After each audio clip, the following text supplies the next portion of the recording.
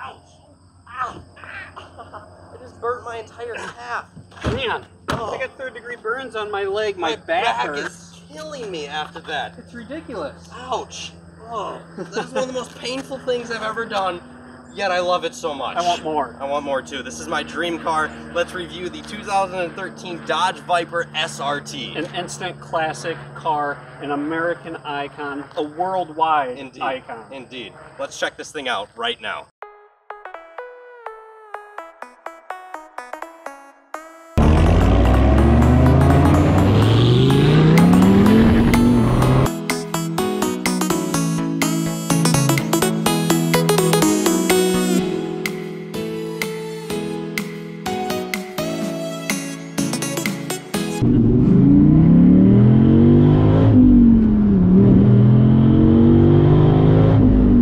Let's just start off the fact that this thing looks like a freaking snake. Literally, it looks like a mad, angry snake. You got the fins on the side of the snake's head. You got the snake's head up there. You got these menacing eyes staring at you. It is ready to squirt all of its poison directly into you and yell at you and not allow you to get up for an entire week after driving it. That's not by accident either. In 1988, while the current boss of Dodge was out cruising around in his AC Cobra, yeah, he's like, we need to make a modern day raw muscle car like this Cobra. And then they brought Carroll Shelby into the design making, and Carroll Shelby actually helped develop the first Viper. They hired Carroll Shelby as a consultant, and the fact that even the Viper name, that's not by accident. Cobra, Viper, come on, There are very few cars out there that I'm truly impressed by the design from a 360-degree angle. The Viper is one of those cars. Even my F-Type that gets awards constantly about the design, I'm not the biggest fan of it front on. The Viper in the 5th generation, every angle, every side, I'm a huge fan of this car. The fact that they make it look like a snake's head, I think is just an added perk. Everything from the power bubble to the double bubble for the helmets on the roof there, it's striking. It's menacing, it's striking, it's pure elegance. 2013, this Viper got all new skin. And let's check out what's on the underside.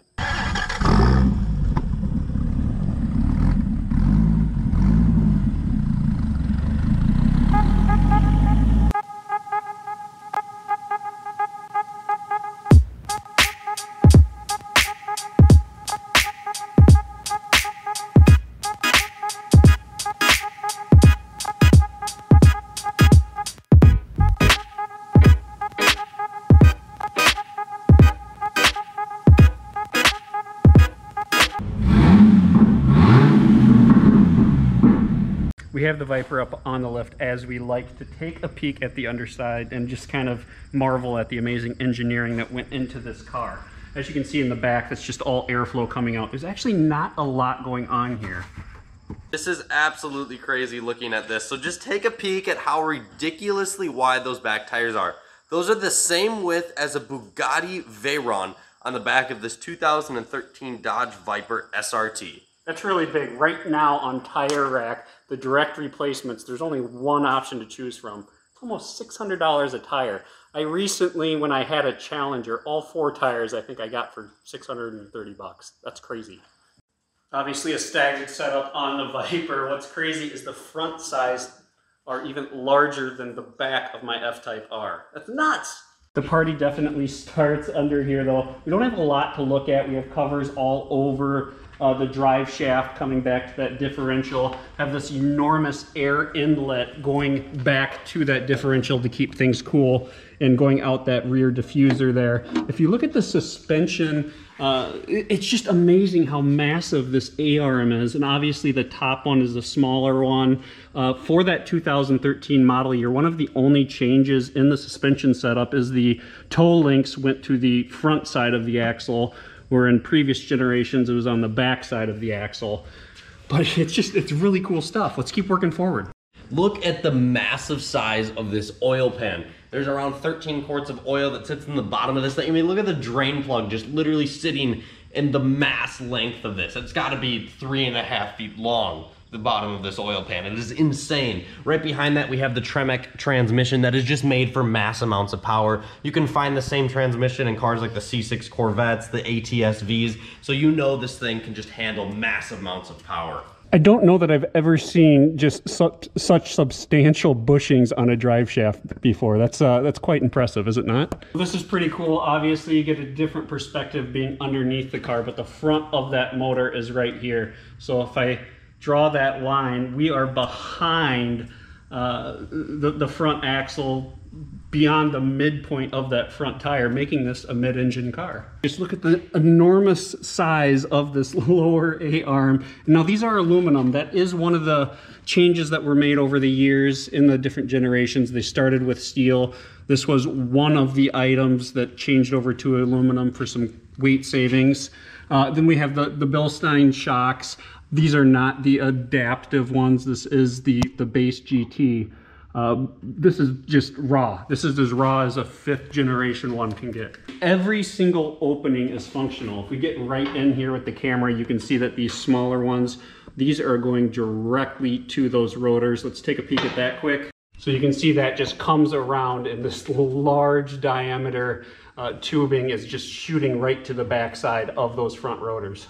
And then on the outside here, we have additional airflow that's obviously going to help with some front-end downforce as well. You can't deny how cool this large opening, I mean, my entire hand can fit in there. Heat extraction, airflow, it's just absolutely awesome. Cool technology. And of course, you cannot miss the massive side pipes that shoot out of the sides of this Gen 5 Viper. Now obviously with the Gen 5, they made a housing here so it wasn't the actual exhaust pipe sticking out. So you have a much harder time getting a little zing on the leg than you did in the previous side exit generations. So even in Gen 5, although it was explored, we still have more or less the same steel frame that every other generation had. They did rework it a little bit and save 300 pounds coming into that 2013 model year. There's a couple, like all the competitors have aluminum. The competitors, the supercars, have carbon fiber frames. One of the things that I thought was pretty cool that Ralph Gills mentioned is that you can crash this and just weld a new section and keep the Viper on the road. I think of that as a perk. You can go track this car, and if an oopsie happens, there's not a massive repair bill to get it fixed. Just wanted to point this out. Check out these lift points. They're kind of like a triangle shape on all 4 corners. That's a fun little design that I've never seen for a lift point before. The sound of the Viper is definitely a point of contention that a lot of people have. Some people love it just because it's so unique. But I mean, there's not much to it. We're coming off the side of the block here, and we've got the little downpipe that leads into this cat, and boom, down the side of the car and out the side. There's just not much to it. And now, just take in mind, there's no crossover happening in this exhaust system, so you're only hearing that 5-cylinder bank. You hear this 5-cylinder bank on that side of the car, and you hear this 5-cylinder bank on that side of the car. So that could be a contributing factor to why the Viper not only has a unique sound, but some would say unhealthy. This one has a tune on it, so take a listen to the snap, crackle, and pops added to the ear enjoyment.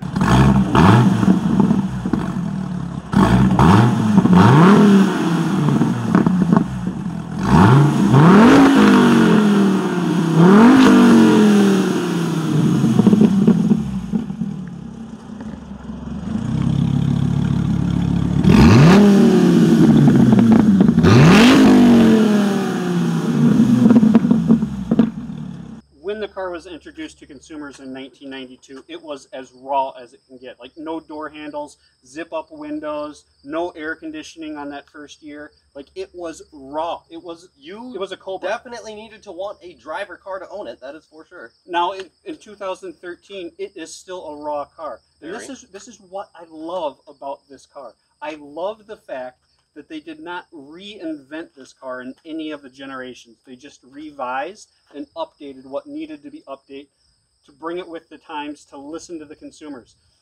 From 92 to 2013, this car is like within an inch of the dimensions.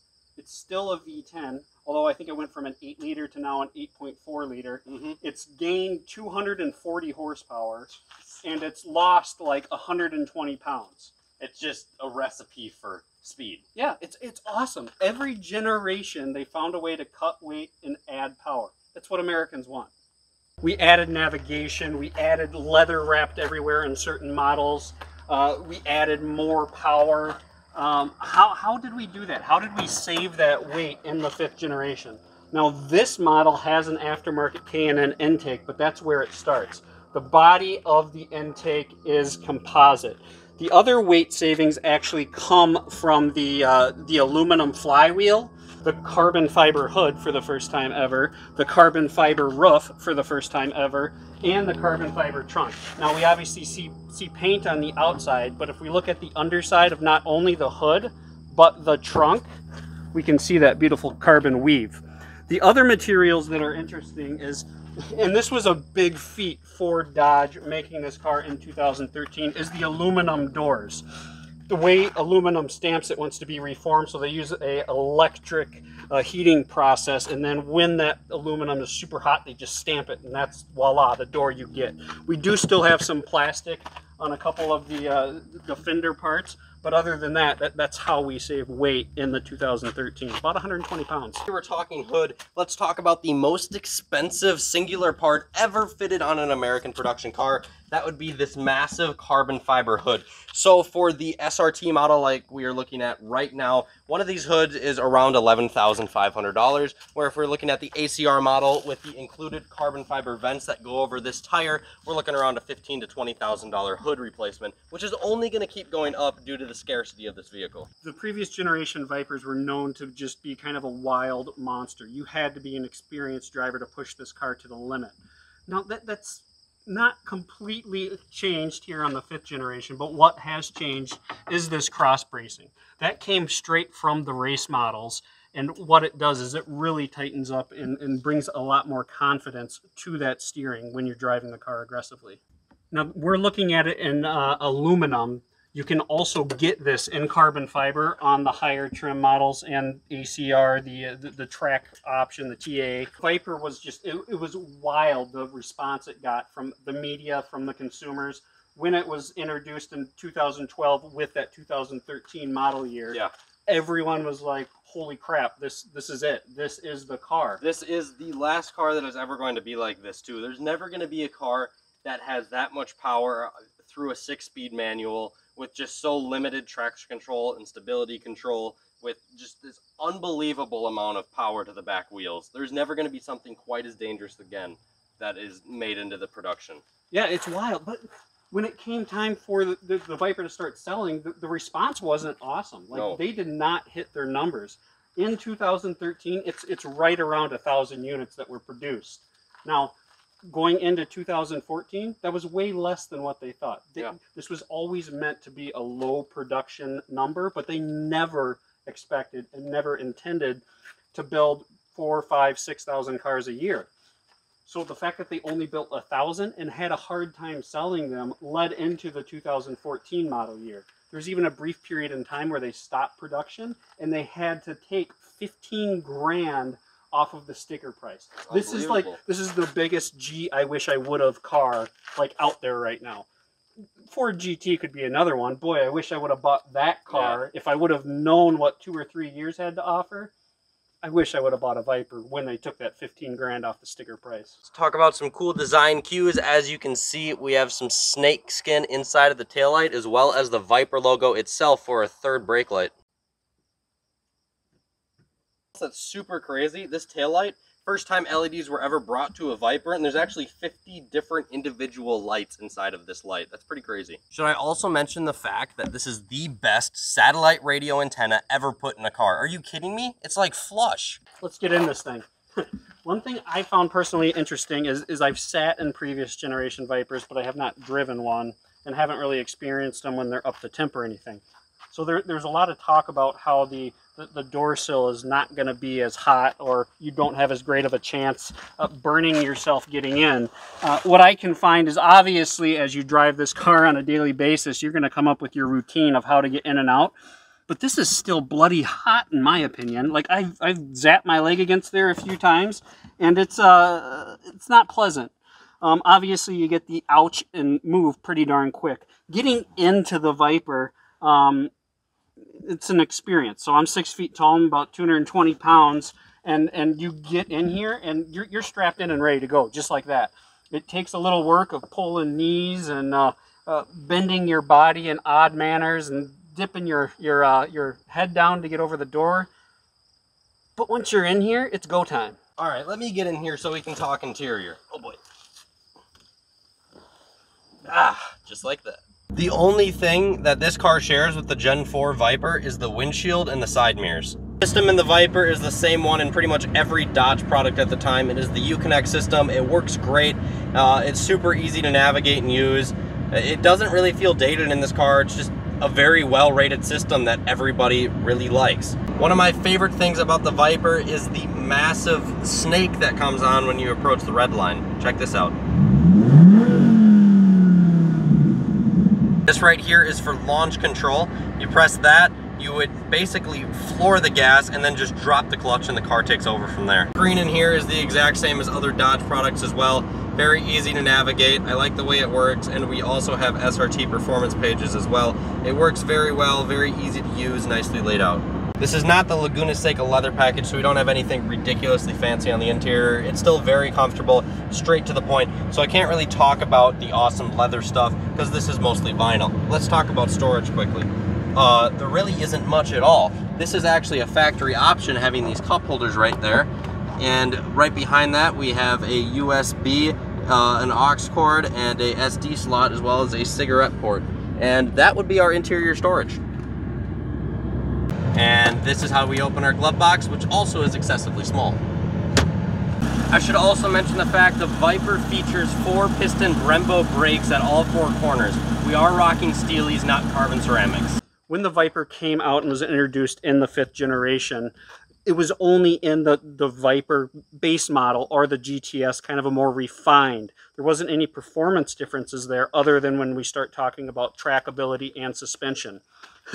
The competitors to this car were like the C6 ZR1. Numbers are very similar, but you have to realize that was the base Viper or the GTS Viper compared to Chevrolet's top tier model. Both had very, very impressive numbers. Both were very similar numbers. And a lot of people actually, the editors of the day, preferred the C6 overall. Comfort, performance, stuff like that. But let's not forget that is their top tier aging C6 model versus the new base Viper. Things changed dramatically when the ACR was introduced. I want to talk ACR, Todd. Let me chime in here because the ACR has been my dream car since the day it was released.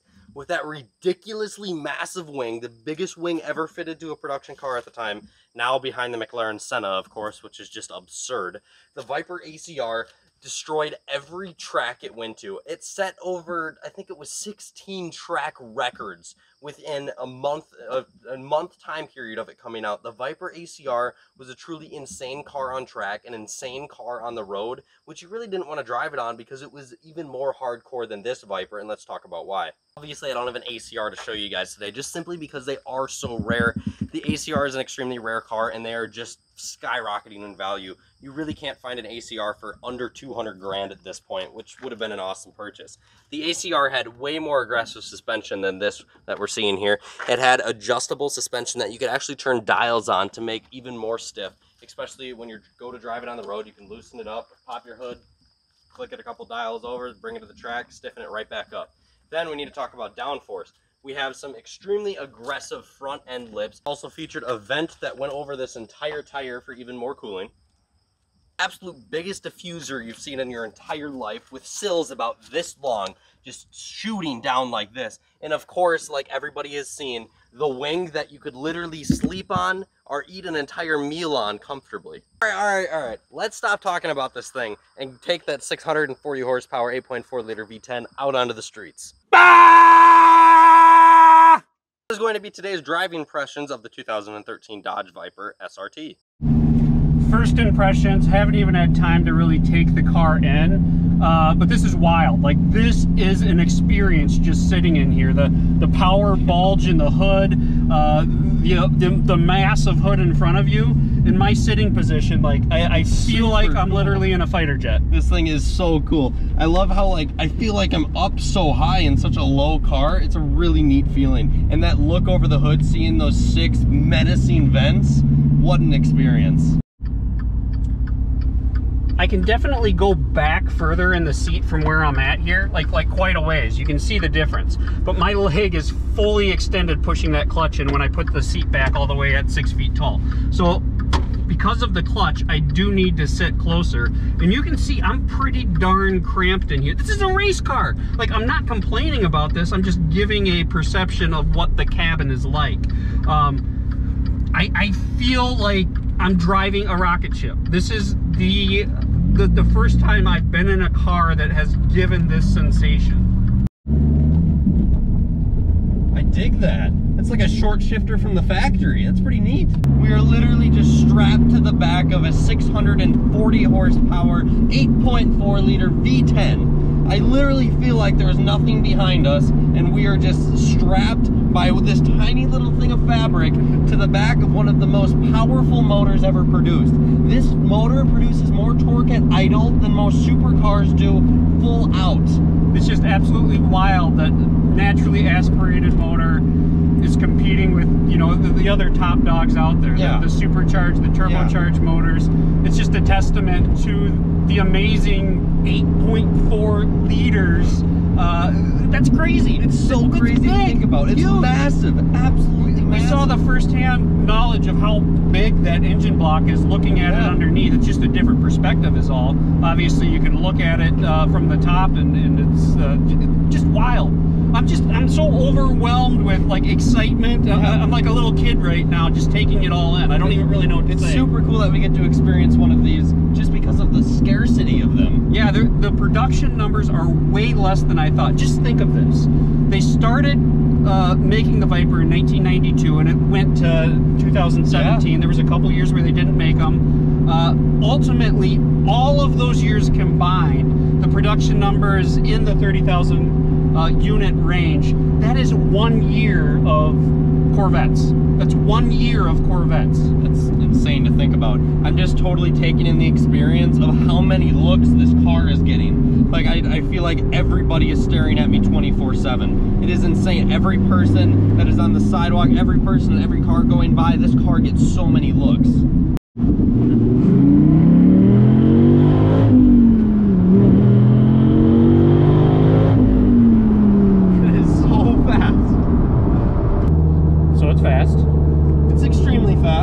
Second gear, and you're going to jail. Yeah, sure are. Oh, speaking of which, I see what people say in the reviews now, that the exhaust is almost too loud.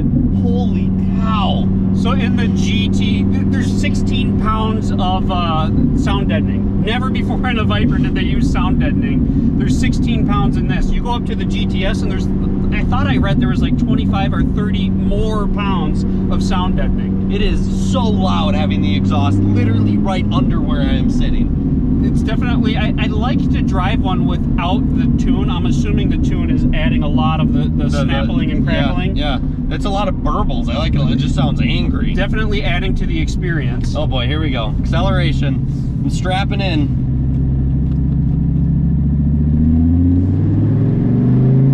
Second gear pull from low RPMs. Oh my lord! Holy torque! That's so fun. That's good stuff there. But overall interior design, it is so driver oriented. It's not as driver oriented as the C8 Corvette. Like, I actually feel like I belong here. But it's definitely oriented towards you. And even though this is the base model with all the vinyl everywhere, it looks very nice. Like, they say that this is very cheap materials, but it looks quite good. And I still don't honestly care about the interior. Obviously, the older generations, and the car was introduced as a modern day Shelby Cobra. Yeah. That's what it was after. So the rawness, that was intentional. Yeah. So you can't say that, oh yeah, it's just a piece of crap interior. That was meant to be that way. Yeah, for sure. However, over the 4 generations, SRT and Dodge reached out to all the owners and said, what can we do better? What do you want? And this is what they wanted. They wanted the customization. They wanted the some of the amenities, some of the luxury features and feels. And boy, they did a really good job in my mind. Let's listen to this thing when we downshift. It's pretty cool. That sounds so cool. It's pretty cool. And the fact that it's like right under your butt, it's like a massage chair. Indeed. Here we go, second gear, 1200 RPM, 20 miles an hour. Oh, it just keeps going. You literally are strapped to the back. Like the whole thing just squats and it feels like you're just all over the place. The torque is taking over. This motor is just phenomenal.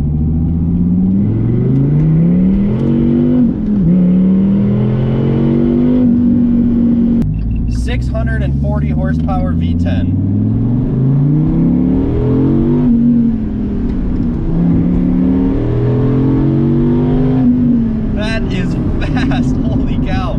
The amount of torque that this vehicle produces is unbelievable. It is insane experiencing that torque firsthand. 2,500 RPMs, third gear. That torque is nuts. It's cool.